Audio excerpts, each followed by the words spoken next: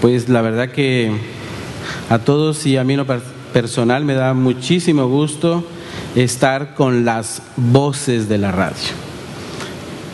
Conocer los rostros de estos personajes es verdaderamente motivante, porque siempre que nos acompañan en el día a día con sus comentarios, sus buenos reportajes, pues nos hacen la vida más amable, y sobre todo hablando de ciencia, tecnología e innovación.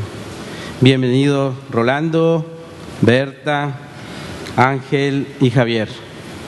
La dinámica de esta mesa es la siguiente: cada uno de los presentadores tendrá 15 minutos donde van a exponer cada uno de ellos sus temas, sus motivaciones, sus anhelos, su trabajo, en fin. Posteriormente tendré yo la oportunidad de hacerles preguntas de manera general, y les daremos por 5 minutos de nuevo la palabra para centrarse específicamente en estas 2 o 3 preguntas que seguramente van a redondear lo que cada uno de ellos habrá de decir. Y finalmente entraremos a toda esta grata discusión que seguramente se va a generar a partir de las preguntas y las respuestas que cada uno de ustedes haga, ya sea de manera directa a uno de los presentadores o de manera colectiva. Otra de las cosas que me es muy grato decir es que el hecho de estar aquí es verdaderamente inédito. Hace rato recordaba con Manuel Meneses que teníamos muchos años en donde bajo la convocatoria del CONACYT no teníamos un encuentro de esta naturaleza. Ciertamente ha habido seminarios, actividades, talleres, y también el hecho de que el doctor Cabrero haya hecho la invitación a que se haga una segunda edición de esta actividad, pues nos complace mucho a todos los que nos dedicamos a la divulgación y la comunicación de la ciencia. Pues bien, comenzamos. Le vamos a pedir en primer lugar a Rolando Isita que inicie esta presentación.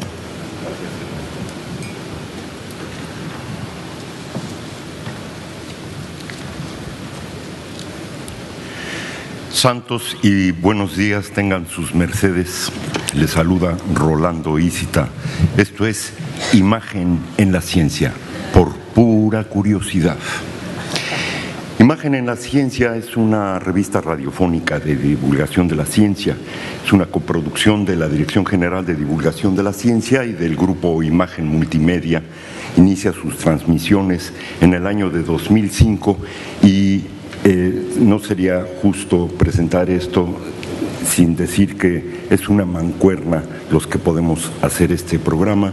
Ella es Vanessa Rendón, la productora, y su conductor, Rolando Isita. Tenemos una cobertura nacional y algo internacional en 17 estados de la República, 44 ciudades, pero también nos escuchan en Cataluña, en España, en Italia, en Inglaterra, Reino Unido, Argentina, India, Alemania, Marruecos.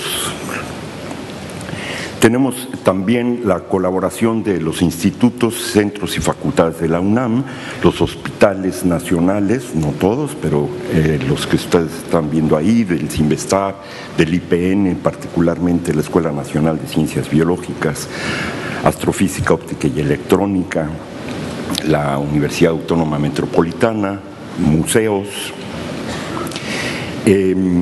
También colaboran con nosotros empresas y organismos como Agrobio, la ONG Agua.org, los laboratorios Merck, Bioclon, IMAC, Sigma Aldrich, Telcel, Intel, International Copper Association, y voy a detenerme un poquito con Coca-Cola porque es una colaboración muy particular. En algún momento nos pidieron en el programa transmitir sus premios y de acuerdo a nuestra agenda les decíamos cuánto tiempo y cuándo, y ellos querían, no, ya, ahorita. Dije, no, pues nuestra agenda es esta. Entonces le dieron la vuelta y entraron con la empresa, y la empresa nos dijo en algún momento, cuando falten 15 minutos para que termine el programa, entra Coca-Cola. Vane se puso, ¿qué les pasa? Y yo, tranquila, tienen para comprar la estación los de Coca-Cola. tienen para comprar cualquier espacio que se les dé la gana, pero quieren con nosotros. Y eso quiere decir que tenemos público. Tenemos un sistema de reforzamiento vía correo electrónico, un call center con teléfono LADA sin costo para los estados de la República y 2 para el área metropolitana y conurbada del Distrito Federal. Tenemos un perfil muro en Facebook con 4.986 seguidores y la página oficial institucional de Imagen en la Ciencia con 1.338. Aquí me detengo también para subrayar que Facebook requiere tener un tratamiento personal porque lo institucional no funciona en el lavadero cibernético. Entonces, en el perfil tenemos un tratamiento personal, chismografiado con nuestros radioescuchas y bueno, pues más o menos va bien. Los antecedentes de 1982 del Centro Universitario de Comunicación de la Ciencia, que es el antecedente de la Dirección General de Divulgación de la Ciencia. No había hasta ese momento muchos programas, más bien prácticamente no había, y quiero subrayar que el cuadrante radiofónico se reducía a la enésima complacencia musical. Buenos días, buenas noches, buenos días, buenas noches, les saluda 28652872 por cuál vota. Y eso era la radiodifusión, entonces era sorprendente tener programas donde se abordaran hablada, de una radio hablada y sobre todo temas de ciencia. Eran documentales radiofónicos, es algo muy particular que ya es difícil poder hacer por sobre todo recursos y tiempo. Y después, en 1995, una tertulia radiofónica a la luz de la ciencia en Radio Universidad, que se transmitía 1 hora los viernes a partir de las 14 horas. Y el objetivo sigue siendo el mismo para nosotros, que es la investigación científica que hace la UNAM acusadamente en México, otras universidades, institutos de ciencia, incluyendo instituciones paraestatales, y el mundo en ese orden de prioridad. En algún momento nos planteamos qué retos tenemos. La UNAM, decimos, después de una mala imagen que se ganó solita también, pero también muy promovida por los medios y curiosamente, particularmente en la emisora donde trabajamos ahora, la UNAM se recupera con una realidad, un discurso real, que es la UNAM produce más de la mitad del conocimiento científico de impacto internacional. La ciencia, también decíamos, es parte de la cultura, whatever that means. Y desde 1994 nos inscribieron, y a todos nos preguntaron, a la Organización de la Cooperación y el Desarrollo Económico, donde desde ese momento se hablaba que la competencia internacional ahora era en una economía del conocimiento. ¿Cuál conocimiento? ¿En dónde se hace ese conocimiento científico de alto impacto internacional en la UNAM? ¿Quiénes lo hacen? Cultura. ¿A qué nos referimos con la ciencia? Es parte de la cultura, a las artes plásticas, a la literatura, al teatro. Economía del conocimiento, sustitución de importaciones, mano de obra barata, maquila, impacto social, económico y político de esa economía. Entonces nos planteamos el objetivo, coincidió este objetivo con un proyecto también muy ambicioso e interesante, pues vamos a hacer las cosas como se hace en la ciencia, vamos con un marco teórico, con un proyecto y donde se hace la ciencia. Nos escogimos como piloto el Instituto de Astronomía y el proyecto general replicable, el posicionar la ciencia en la agenda de la opinión pública. Se dice fácil opinión pública, pareciera que entendemos realmente de qué se trata, pero lo hemos analizado y se trata de un fenómeno que existe en los medios, es creado deliberadamente, es retroalimentado por conglomerados de creencias contrarios a hechos y a pruebas. Y entonces, en ese territorio, en ese mercado de competencia de creencias, supercherías, ideologías, es inducir creencias, valores y actitudes a favor o en contra de personas, ideas, países, partidos, por todos los medios y soportes posibles. Hay que echar mano de señas de identidad, hay que considerar la historia, hay que considerar vidas ejemplares. La gente se identifica con personas más que con abstracciones, creencias, tradiciones, ser didácticos. Es una actitud política. Los medios todos nacieron políticos y lo siguen siendo, y el objetivo a los líderes de opinión, que no son los que salen en los medios. En cada familia hay una persona sometida mayormente a los medios y genera opinión en su familia, en su barrio, en su centro de trabajo, y los tomadores de decisiones. Para esta inducción se necesitan tener discursos reiterados, y estos objetivos de reforzamiento son que la ciencia es un patrimonio social y cultural de los ciudadanos, de los radioescuchas, que es emocionante y sorprendente, que es una manera confiable de ver, pensar y explicarse el mundo frente a otras muy respetables, pero esta es confiable.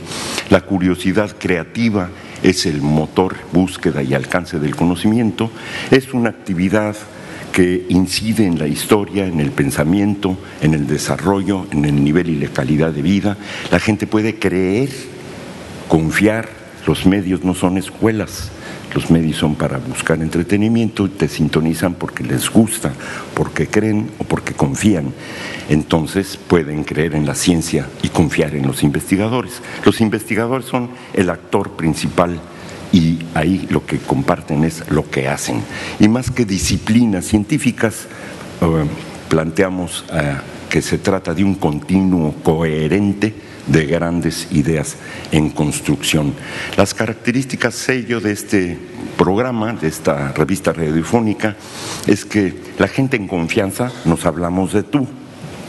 Así que el programa, aunque así lo plantea la empresa, tiene que ser imagen informativa con Ferris de Con, en familia, imagen en familia con Fernanda Familiar. Pues tenía que ser, y había que cuadrarse, imagen en la ciencia con Rolando Ísita. Nos pusimos de acuerdo Vanessa y yo, vamos a verlo como una empresa.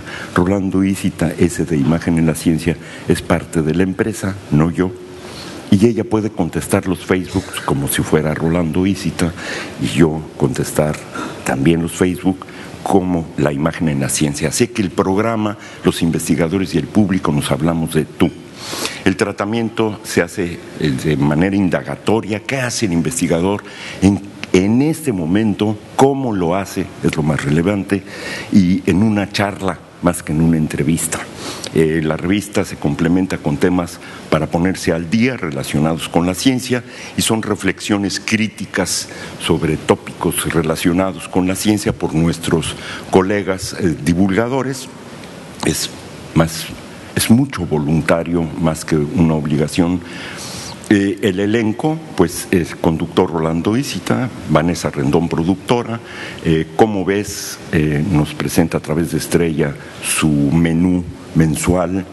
María Emilia Beyer colabora con La Ciencia Nuestra de Cada Día, es el título de sus colaboraciones. Amparo del Alto colabora con el ingeniero de la Herrán haciéndole preguntas. Ese es el esquema que le gusta al ingeniero de la Herrán. Alejandra Alvarado nos plantea su biofilia, y han colaborado también en algún momento Juan Manuel Valero, también haciendo el papel de Amparo del Alto en algún momento, Sergio de Régules con Las Orejas de Saturno, Martín Bonfil con una sección que él llamó Quemarropa. El público, la empresa es la que define su público, y nosotros a veces se piensa como tienes que elegir un público, no puede ser a cualquiera, tiene que ser a jóvenes, adolescentes, a señoras. No lo creemos, pero la empresa tampoco, La empresa se dirige a consumidores, no le importan las edades. los niveles socioeconómicos AB con capacidad de compra y C con un asterisco, cualquier montaña alrededor de la Ciudad de México llena de barracas. Ese público no cuenta en el rating de la emisora, aunque fueran sus radioescuchas, por poner un ejemplo. Y la factura de su contenido es 70% nacional, 20% internacional, 10% local. La estructura de la revista, un ejemplo como es la entrada, la hice con esta misma ponencia.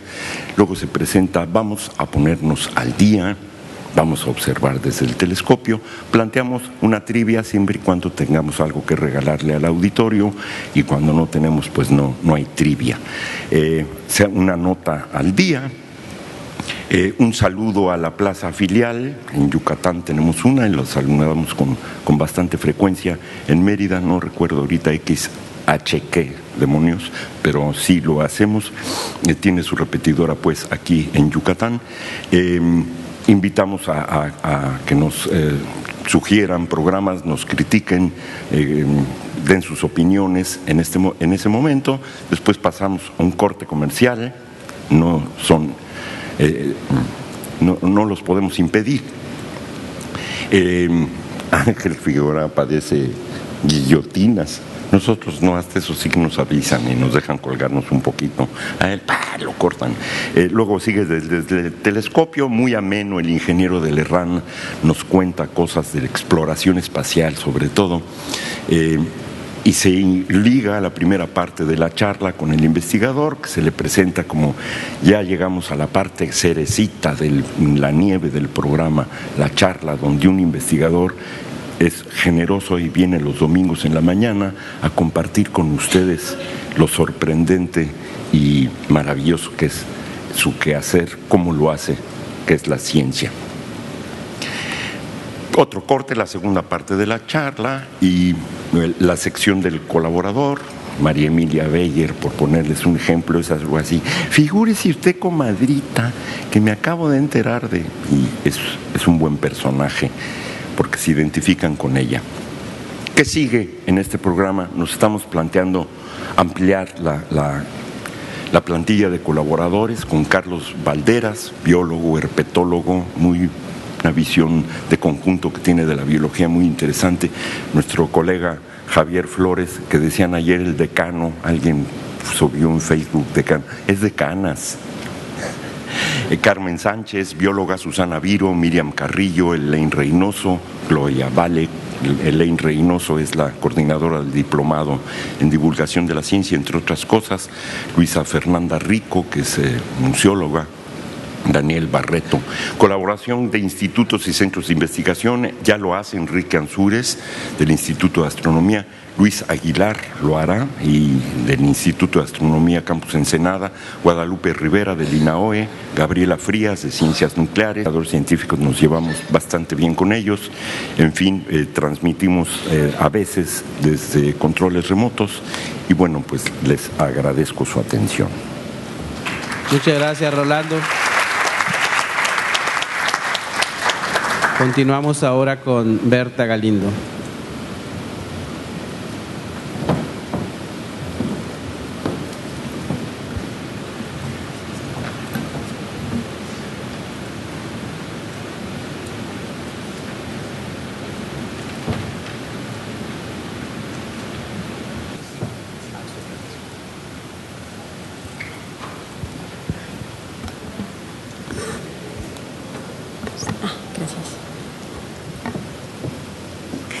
Hola, ¿qué tal? Muy buenos días. Pues me da muchísimo gusto estar aquí. Para mí es un honor. Es la primera vez que asisto a un encuentro de estos. He asistido a encuentros de periodismo, pero nunca había asistido a un encuentro de periodismo científico.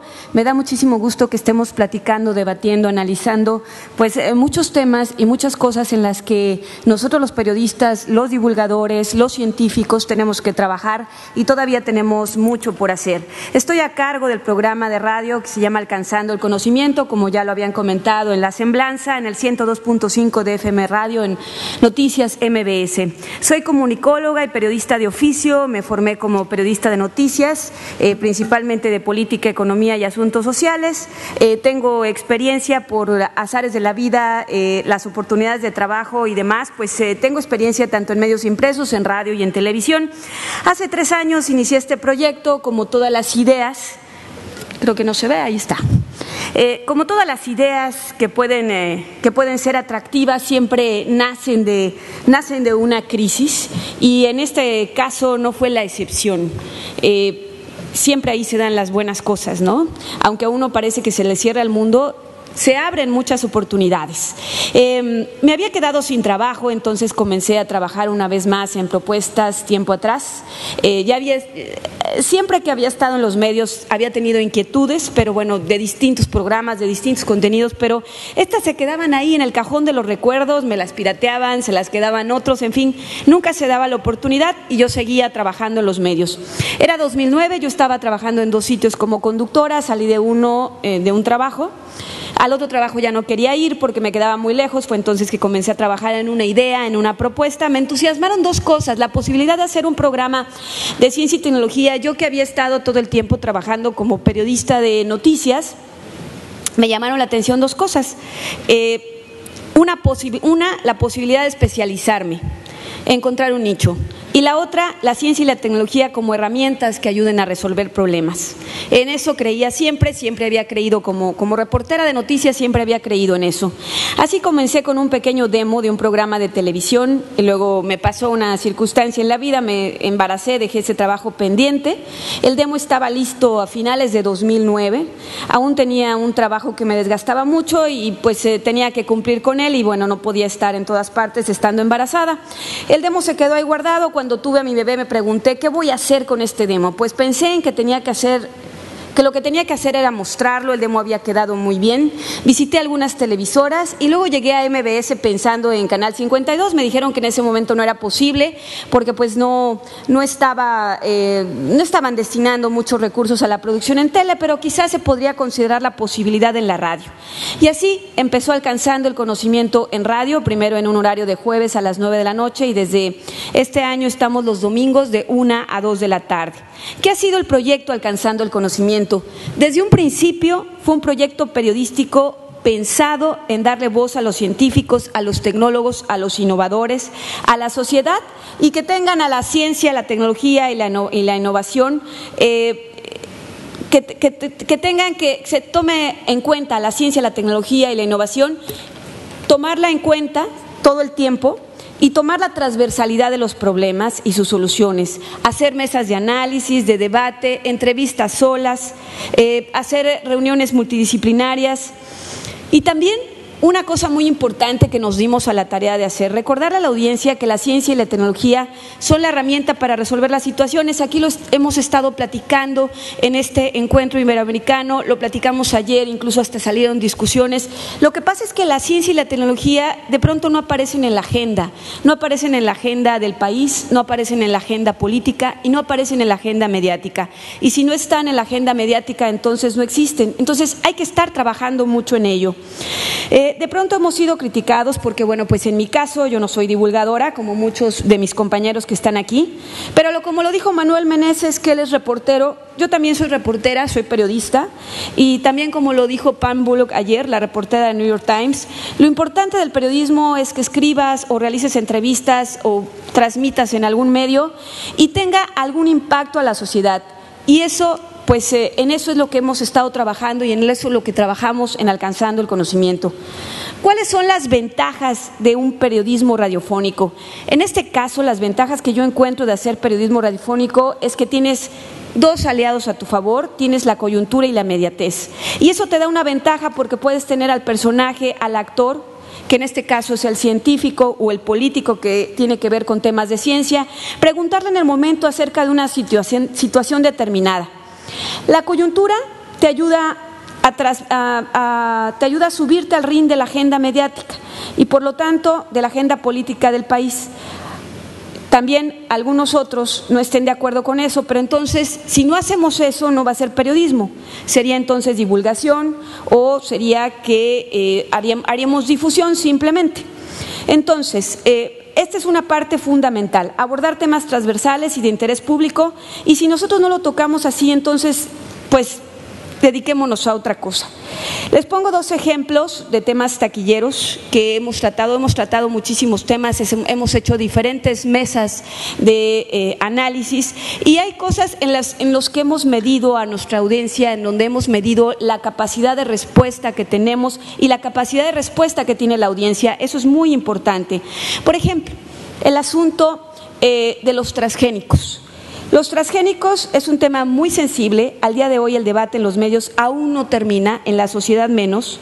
No se sabe todavía a ciencia cierta, en el ciudadano común estoy hablando, porque los científicos una parte lo tiene muy claro y está a favor y otra parte lo tiene muy claro y está en contra. Entonces el ciudadano común no lo tiene todavía tan claro. Entonces el debate ahí está. Si uno sale a preguntar a la calle y les dice a un ciudadano de a pie, oye, ¿tú piensas que un organismo genéticamente modificado o un llamado transgénico te es bueno para la salud o te es malo? Lo mejor que podemos encontrar es como una especie de interrogación. No vas a saber exactamente qué contestarlo. Entonces, ahí es parte de nosotros, es parte de los científicos, seguir haciendo hincapié en estos temas, decirle a la audiencia, los transgénicos son buenos por esto, si el estudio francés es cierto o no es cierto, que un científico te lo diga, que un experto vaya al programa y nos los muestre. En fin, en este caso, otro de los temas que también ha causado polémica y es un tema transversal es el impuesto a los refrescos. La primera pregunta que nos hicimos es ¿por qué hasta ahora quieren poner el impuesto a los refrescos? Y ahí pues la suspicacia nos gana. ¿Será el problema de obesidad? ¿Será porque quieren recaudar más dinero? ¿Los vencerán las refresqueras? ¿Se impondrá el gobierno? ¿Quién ganará? ¿Es un debate social? ¿Es un debate científico? Y ahí analizamos todas las aristas. Yo creo que ahí pasamos por todas las áreas. Está el científico especializado en obesidad que ha estudiado con ratones, está el pediatra, está el nutriólogo, está el de la industria refresquera y está el legislador que quiere poner este nuevo impuesto en una ley. Este es un tema muy sensible con muchos actores involucrados y bueno, pues esa es una de las ventajas del periodismo radiofónico, que lo podemos hacer en ese momento y la audiencia en este caso se puede ganar una perspectiva muy clara de los asuntos. Hay otra ventaja en la radio y en el caso principalmente de trabajar en MBC Radio, bueno, hay muchísima libertad editorial, rara vez imponen algún tema o sugieren algún tema, más bien casi nunca, a menos que sea algún tema de ventas, alguna cosa comprometida, porque bueno, pues también como ayer se platicaba, bueno, pues todos los medios sobre todo privados, pues son un negocio. Entonces, como eso tenemos que entenderlo, no tenemos que asustarnos, tenemos que tener muy claro dónde estamos parados y que de pronto pues se necesitan patrocinadores, ¿no? Bueno, pues si se necesitan patrocinadores, pues si la empresa tiene comprometido algún espacio, seguramente lo tendremos que llevar a cabo. A veces piden algunas peticiones, algunos anunciantes específicamente para salir con nosotros. Bueno, lo tenemos que hacer y lo hacemos con gusto, simplemente no afectando los contenidos editoriales para hacer pues una diferencia, ¿no? Y ya si tenemos patrocinios con algunas instituciones científicas, educativas que se dediquen a la ciencia, a la tecnología, bueno, pues ya es otra cosa, porque eso hasta nos da un plus y también podemos aprovechar todo el conocimiento de esa institución para tenerlo en el programa. La mayor desventaja en los medios electrónicos, tanto en radio como en televisión, pues es que mandan este tipo de programas al fin de semana y esta es una pena, porque te ponen a competir con el fútbol, con los deportes. Alguna vez, y esto es una anécdota muy curiosa de los troles que aparecen en las redes sociales, alguien me escribió burlándose cuando nos cambiaron a los domingos y me dijeron, no sé si en Facebook o en Twitter, me dijeron, pues ahora vas a tener que parecerte a Chabelo y regalar juguetes o utensilios de cocina, porque tu programa va a estar muerto y nadie te va a escuchar. a mí pues de momento me causó un poco de gracia ese comentario. Efectivamente programas como Chabelo pues sí hacen eso. Afortunadamente nosotros no tuvimos que hacerlo, regalamos libros de ciencia, boletos para conciertos que la empresa nos proporciona o algún patrocinador, alguna cosa así, pero bueno, no necesariamente estamos en eso y bueno, gracias a un trabajo muy fuerte, a estar manteniendo el programa con contenidos interesantes, bueno, pues hemos crecido, al contrario de lo que iba a pasar y al contrario de lo que nos trolearon aquella ocasión en las redes sociales, bueno, pues hemos tenido una aceptación en el público y en la audiencia a pesar de ser domingo, pero es muy claro, estar en domingo es complicado, estar en fin de semana los programas de ciencia y tecnología, tanto en radio y televisión, es muy complejo y yo creo que no lo merecen, yo creo que la ciencia y la tecnología merecería otro espacio, pero eso también depende de nosotros, de los periodistas, de los divulgadores, de los comunicadores, de los científicos, de las instituciones como el CONACYT, encargadas de promover también políticas públicas, de la Cámara de Diputados, del Senado, de todos los que están encargados de que la ciencia y la tecnología desde su trinchera pues esté en la agenda de los medios, en la agenda política y por tanto en la agenda ciudadana. También recordando ayer, alguien hablaba sobre el asunto del bosón de Higgs, que bueno, que muchos le entienden, que muchos no le entienden. En el caso de Alcanzando el Conocimiento hemos hecho un trabajo muy interesante con Gerardo Herrera Corral y con otros científicos que están involucrados en el tema, con Arturo Menchaca, con algunos otros y bueno, pues realmente hemos tenido una respuesta muy interesante. Primero, lo que nosotros hacemos es que si le entendemos en Alcanzando el Conocimiento nosotros el tema, pues le entiende la audiencia, ¿no? Entonces las cosas tienen que estar explicadas con peras y manzanas para que todos les entendamos, porque bueno, no somos científicos, entonces tienen que estar muy desglosadas. Entonces sí hemos tenido buenas respuestas, pero hay una respuesta muy interesante que voy a comentar que nos llegó en el programa del domingo pasado que tratamos el tema del bosón de Higgs a propósito de que se dio el premio Nobel en ciencias al señor Higgs. Bueno, al doctor Higgs. En este caso hubo alguien que nos preguntó, ¿y eso para qué le sirve al ciudadano común? Y es una pregunta elemental y la hicimos en el programa y obviamente pues la respuesta es para entender el universo, para bueno, todas esas cosas, pero sobre todo para hacer conocimiento y el conocimiento pues todos los que estamos aquí lo sabemos, en diferentes etapas, en diferentes circunstancias, ha servido para otras cosas. Ya lo tenemos con la industria de la carrera espacial, ya lo tenemos con muchos desarrollos que se hicieron para una cosa y de ahí resultaron otras cosas muy interesantes. Entonces lo mismo con el bosón de Higgs, nos comentaba Gerardo Herrera Corral que se han hecho toda esta parte de estas radiografías especiales a través de la tecnología que se desarrolló ahí en el CERN. Y ¿qué hace atractivo un mensaje de radio? Bueno, pues lo que hace atractivo un mensaje de radio son los audios, la variedad de voces, las canciones, la variedad auditiva, el vestido, las camas, el fondeo, todo esto todo esto es en la forma, ¿no? Todo este lenguaje auditivo que hace que escuches, que te atraiga. Y los contenidos que sean interesantes y que tengan, esa es la parte de la forma. Y la parte del fondo, pues que se tengan contenidos interesantes, que se tengan contenidos de interés público. Que la audiencia sepa inmediatamente que esto le va a servir para su vida diaria. ¿Cuáles son también las ventajas de dedicarte? Bueno, lo que tienes que hacer para dedicarte al periodismo científico, vas a partir de una cosa como ya lo hemos visto con los expositores del New York Times, con el de Scientific American, con el de hoy de Nature, ya lo hemos visto. O sea, el punto es el periodismo, el punto es llevar historias interesantes a la gente y el rigor es el mismo. Si tú te dedicas a periodismo científico, si te dedicas a periodismo político, a periodismo económico y tú aplicas el mismo ABC universal del periodismo, pues no te vas a equivocar, porque vas a aplicar el rigor, revisar tus fuentes, que sean confiables, corroborar los datos, en fin, utilizar, como ya lo dijeron también, las imágenes son muy poderosas. En este caso, bueno, eso lo hacemos nosotros en las redes sociales porque somos un medio radiofónico, aunque a veces también en el radio se pueden contar historias y llevar a la gente a imaginar cosas, que eso es algo muy bonito. Y aquí también recuerdo la postura del colega que dijo ayer, del colega del portal del Innovador. Dice, no nos podemos permitir un margen de error. Pues no, yo creo que como periodista no nos podemos permitir márgenes de error, pueden ocurrir porque somos humanos, pero bueno, si lo hacemos bajo las reglas del periodismo podemos ser muy meticulosos. En el caso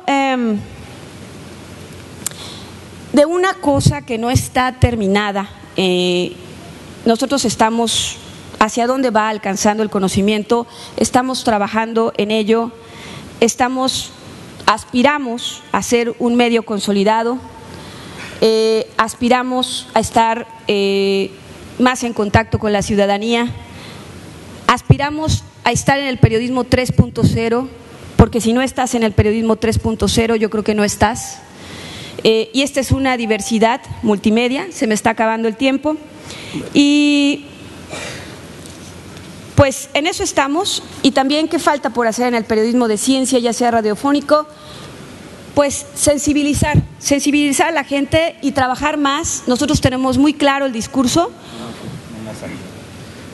que la ciencia, la tecnología y la innovación es una palanca de desarrollo, un medio para crear riqueza en el país, y es una cosa que los ciudadanos y ciudadanas tenemos que exigir día a día, que tengamos más ciencia, más tecnología y más innovación.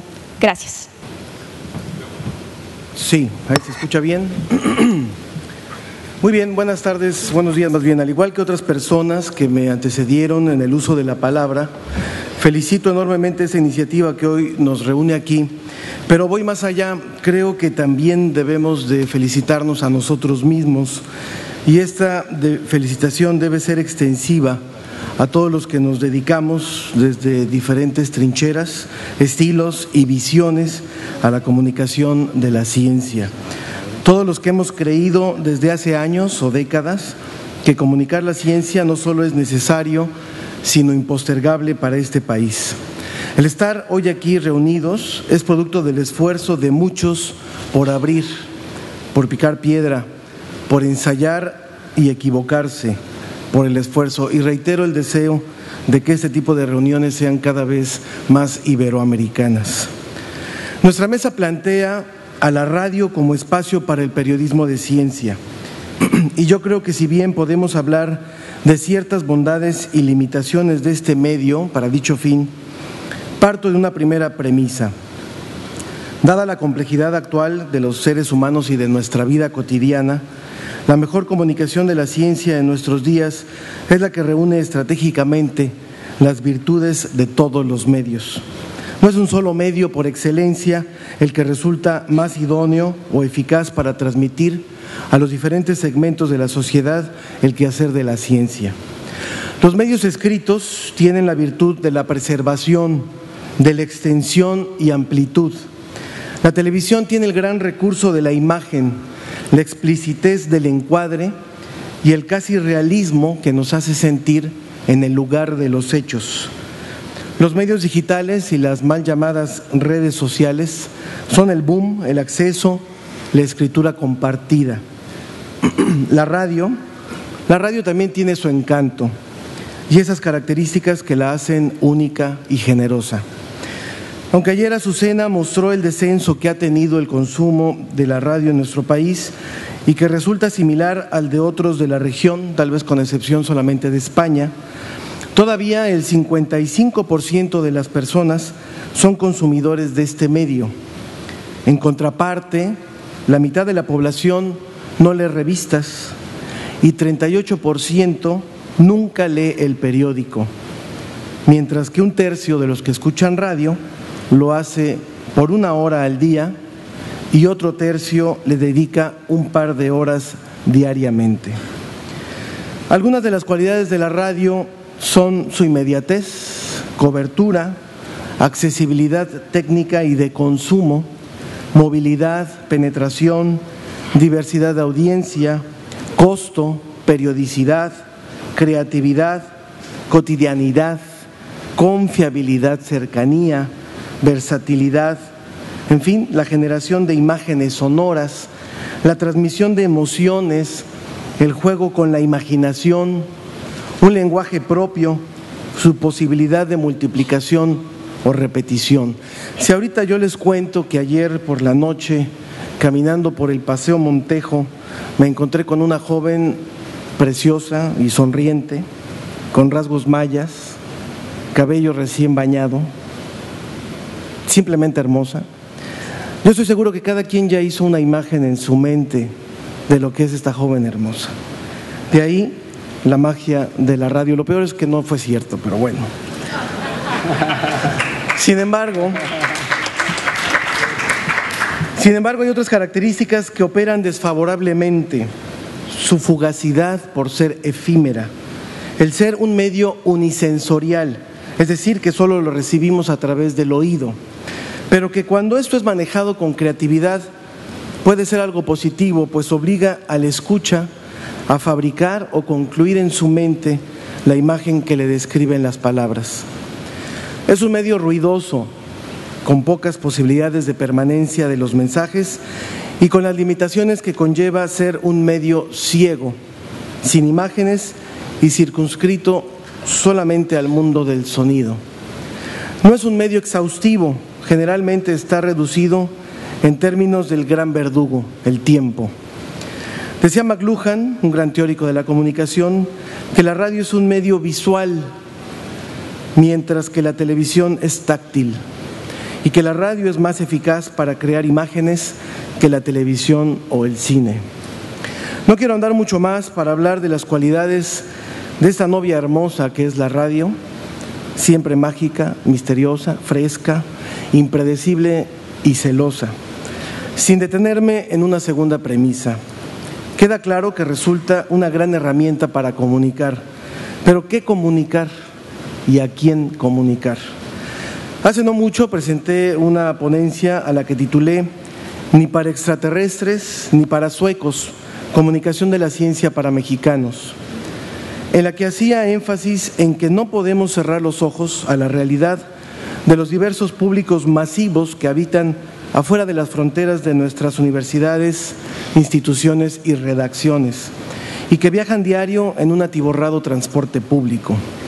Esas son estadística y mayoritariamente, irrevocablemente, las mayorías en nuestro país, y lo mismo ocurre en América Latina.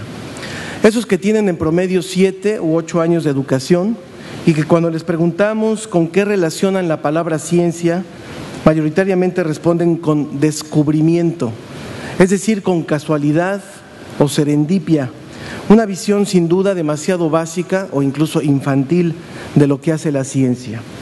Ese público escasamente informado representa, de acuerdo con cifras de CONACYT, al menos al 61% de la población, y que difícilmente forma parte del 6% que este año tuvieron una revista de divulgación científica en sus manos, sin contar, por supuesto, a los voceadores. Esos cientos de miles que a diario desayunan con Héctor Martínez Serrano y su misoginia, o con Loret y su Popocatépetl, almuerzan y se maquillan con Alfredo Palacios, comen con la señorita Laura y se duermen junto a la mano peluda, pero que si no logran conciliar el sueño, paran de sufrir con la Iglesia Universal del Reino de Dios. Hace unos días conversaba con Marcelino Cereijido, divulgador y hombre fascinante, que hace tiempo acuñó el término de analfabetismo científico. Esta vez me sorprendió con otro concepto, la intoxicación cognitiva. Creo que eso resume en mucho lo que quiero decir. Si bien el periodismo científico puede hablar de las investigaciones que se realizan en los laboratorios nacionales y extranjeros o de asuntos coyunturales y de paso buscar subir ciertos temas a la agenda pública, ¿por qué no ofrecer también herramientas al ciudadano común para entender cosas comunes? Entender mejor su aquí, su ahora, la relación con su cuerpo, con su salud, con los más cercanos, con su comunidad, con el medio ambiente, con el universo. ¿No sería esto un primer paso para la tan anhelada apropiación social de la ciencia? el entender la vinculación entre lo que se está investigando y su realidad. El conocimiento científico es un bien común que debe ser democratizado sin límite, mucho más en un país tan surrealista y estúpidamente atrasado como el nuestro.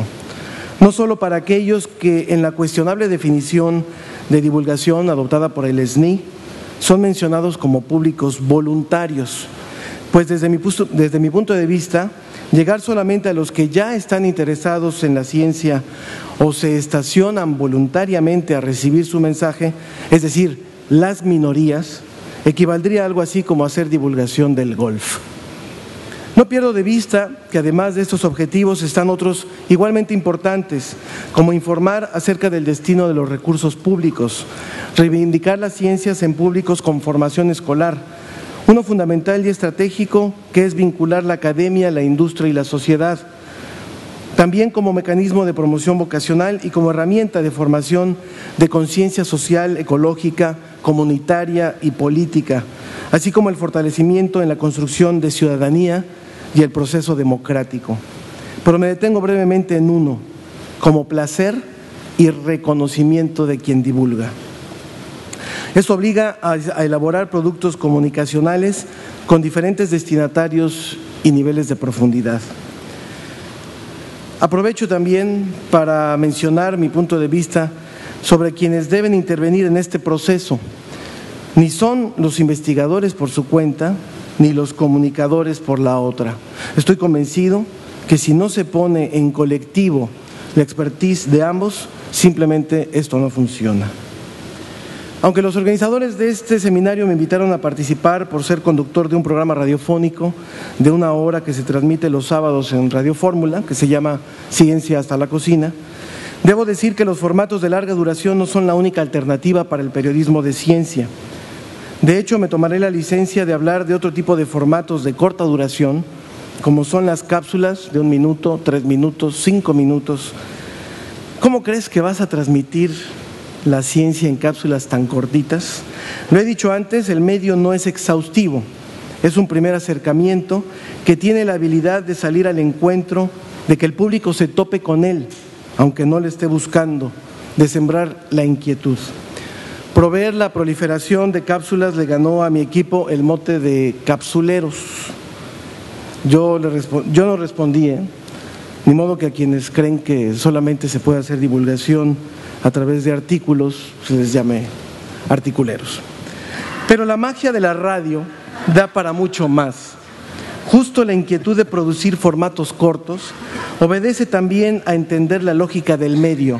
¿Son los medios los que tienen que adaptarse a nosotros o somos nosotros los que también debemos entender que estos tienen dinámicas propias con formatos, tiempos, periodicidades, ritmos, lenguajes y estructuras específicas?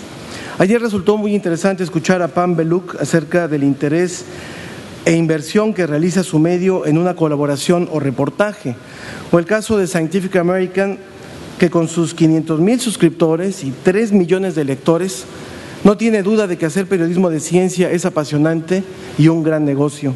Sin embargo, estamos en Latinoamérica. Considero que nuestros países están todavía en el estadio anterior, en el que no es cierto que a los medios no les interese los temas de ciencia, ni que estén cerrados a puerta, a piedra y lodo. Creo que estamos predominantemente en el momento espacios a proyectos de instituciones que entienden que la información científica es también contenido mediático y que esos contenidos logran competir al tú por tú con la información que llega a una mesa de redacción. Gracias a esa flexibilidad, a la flexibilidad de ambas partes, medios e institución, hemos podido negociar espacios con más de 200 radiodifusoras, tanto públicas como privadas, sistemas estatales de radio, tiempos oficiales de radio, televisión y cinematografía, radios comunitarias e indigenistas, el sistema de audiometro e inclusive radiodifusoras de universidades cubanas.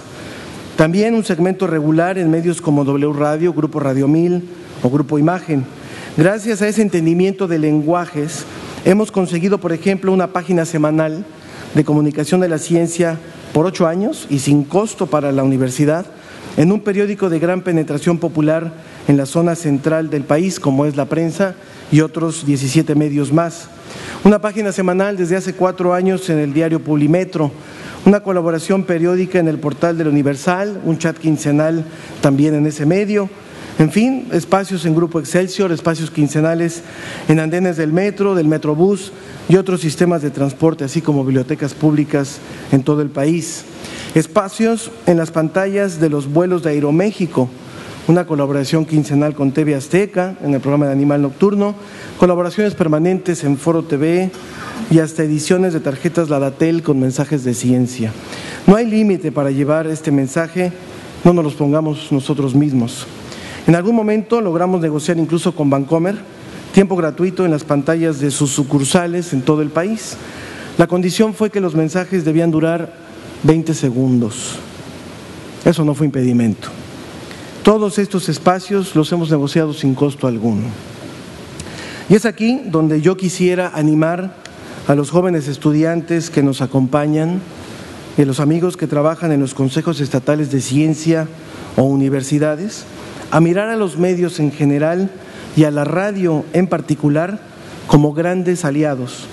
Se puede producir radio de gran calidad con recursos limitados y se pueden negociar espacios en radios públicas y privadas si nuestra propuesta entiende el perfil de esos medios. Créanme que se puede, siempre y cuando pongamos creatividad, sustento científico, por supuesto, y mucha, pero mucha pasión. Gracias.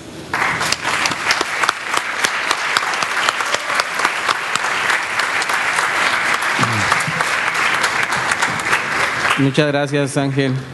Le damos la palabra ahora a Javier Cruz. Yo creo, imagino como Ángel, que como Ángel me convocaron aquí por tener, gracias. Ok, gracias. Por tener un espacio, un programa de entrevista en el Instituto Mexicano de la Radio y sin embargo renuncio absolutamente a contar cualquier anécdota o cualquier cosa que tenga que ver con experiencia personal en ese espacio por 2 razones. Una, porque no creo que sea lo que yo puedo aportar en este seminario. 2, porque mientras la invitación venía se cruzaba con una invitación en sentido contrario del Instituto Mexicano de la Radio hacia mí que me informaba que le convenía a los intereses del instituto suspender esa relación laboral. Básicamente, mientras aquí me invitaban para hablar de eso, el IMER me corría. Entonces, si yo vengo a contarles anécdotas de lo que hice allí, esta conferencia duraría 30 segundos. No hagan lo que hice porque el desenlace parece no ser muy adecuado. Por lo tanto, renuncio al anecdotario y quiero, en vez de hablarles de lo que me puede haber sucedido en la cabina, hablarles de todo aquello que pensé fuera de la cabina sobre lo que me conducía allí. Es arrogante, lo admito, pero me da la impresión de que poniendo ideas posiblemente podamos avanzar un poquito en las aspiraciones del seminario. Las preguntas específicas que vienen en el programa entiendo que las vamos a atender después, Ernesto. Entonces, lo que quiero poner, como dice allí, son... La última pregunta del programa era recomendaciones para comunicar ciencia en radio. Quiero poner rápidamente las pre-recomendaciones y quiero alimentarme además de lo que ha sucedido aquí en los 2 días y pico que llevamos. Acuso allí, él empezó Antimio, no sé por dónde anda Antimio, pero él empezó cuando dijo ayer o anteayer que tenemos toda esta colección de problemas. Bueno, él dijo que no contestan y tiene razón. No contestan en parte porque no se fían, hasta aquí ellos son los científicos, no se fían porque creen que nosotros los periodistas, ellos los periodistas desde su visión, no entienden los periodistas porque la ciencia no se entiende, consecuencia no se entienden entre ellos, no se entienden con el público, nadie parece entender absolutamente nada. El problema está en que ni los científicos son los enemigos de los periodistas ni al revés, no necesariamente. El enemigo, desde mi punto de vista, de los periodistas vive dentro. El enemigo del periodismo de ciencia está dentro de nosotros y entonces me sigo alimentando de lo que pasó por acá. Liliana Fuentes, ¿estás por aquí? Ahí está, Liliana se paró el primer día en el micrófono y dijo palabras más, palabras menos. Yo ya hice todo lo que tenía que hacer, tomé un diplomado, aprendí lo que me dijeron que tenía que aprender y cuando llego a la redacción tropiezo con editores que no me dejan usar absolutamente nada de lo que aprendí en el diplomado. A menos que le proporcionemos un esbozo de respuesta a todas las lilianas que hay aquí y fuera de aquí, si no hacemos esto habrá sido una reunión padrísima de cuates y no tanto, pero no sé si el objetivo real del seminario se habría cumplido. Entonces sugiero que tenemos que pensarle fuertemente a este tipo de cosas y añadirle lo que sugería el primer día también Jorge Israel Hernández del CIDE: hablemos de periodismo de ciencia desde todos los modelos teóricos de las ideas abstractas que sea necesario, pero pensemos en las condiciones de trabajo en las que se ejerce el periodismo de ciencia. ¿Cuáles son, pues, los enemigos? Sugiero dos. Primero, la jerarquización, y en la jerarquización incluyo a quienes jerarquizan, los tomadores de decisiones editoriales en los medios, jefes de información, editores, concesionarios, dueños, y con mucha frecuencia nosotros en nuestros propios espacios decidimos jerarquizar quién sabe cómo. Y el segundo enemigo, la segunda línea en esta cosa de jerarquización, es precisamente cómo decidimos jerarquizar qué. Iliana necesita aliados, tenemos que cambiar, encontrar la manera de que cambie la forma en que se jerarquizan las noticias, todas, y las de ciencia en particular, dentro de los espacios. Y si hacemos, y lo hemos hecho desde la UNAM en nuestra faceta de estudios académicos, si hacemos un poco de análisis de contenidos del material que pasa por ser periodismo científico en los espacios periodísticos, vamos a encontrar que es escaso en contenido de ciencia. Y en general el contenido periodístico que se llama generalista tiene una agenda temática que parece haber sido diseñada como enemiga directa de todo lo que tenga que ver con ciencia o todo lo que tenga que incluir ciencia, incluso si el tema no lo parece. Por ejemplo, reforma educativa. No puedo entrar en detalles porque no hay tiempo, pero créanme que hay una manera de ligar una cosa con la otra. El otro problema, el otro enemigo es la claudicación. Y esa es nuestra, el encontrarnos a gustísimo recostando la cabeza en la almohada de esto es lo que es, porque lo dicen los expertos. Y una vez que tengo el experto delante, la pregunta más profunda que le voy a hacer es: ¿qué opina usted de esto? ¿Qué me dice usted de esto? ¿Qué decir de tal tema? Tener un experto en una cabina no tiene gran valor periodístico si ese es el nivel de las preguntas que se le van a formular. Es mi sugerencia. Por lo tanto, mientras escuchaba a Antimio, pensaba, tenemos que poner el problema no en el enemigo personal, sino en el concepto que hemos dejado que se nos vaya entre los dedos, los estándares. Los estándares del periodismo en México, podría alegarse, no es este el espacio, pero podría alegarse que han caído a un nivel glacial de bajos que están. Por lo tanto, el problema tendría que ser: subamos los estándares. Este es el modus operandi del periodismo, este es el statu quo del periodismo en México. Hay un tema de agenda, viene de fuera, lo creo yo, como quiera que sea.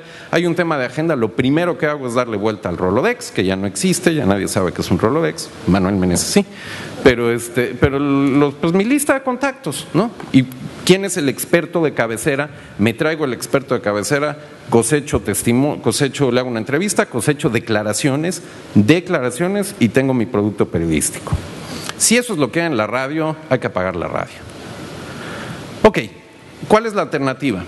Poner la calidad como piedra de toque del trabajo. Y hablar de calidad periodística es algo muy complicado porque es un tema no del todo bien definido, terriblemente amplio.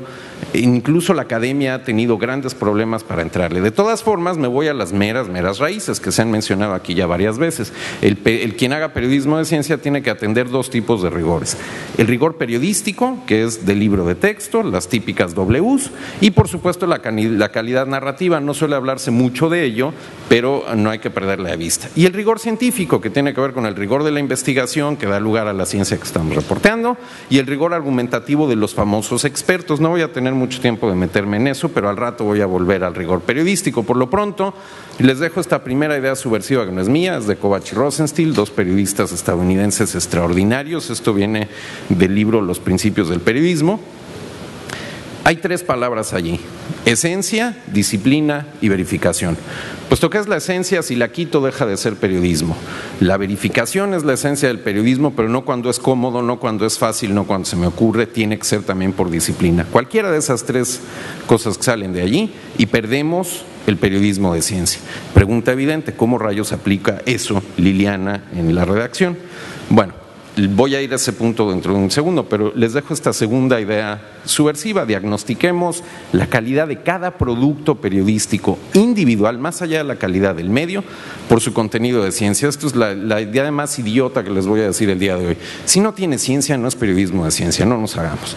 Que hay que responder la pregunta de cómo reconoces cuando hay ciencia en un material, eso es cierto, pero esa de veras que no cabe en 5 minutos, requiere más. Pero para Felicidad, Mónica Genís. Ahí estás, Mónica.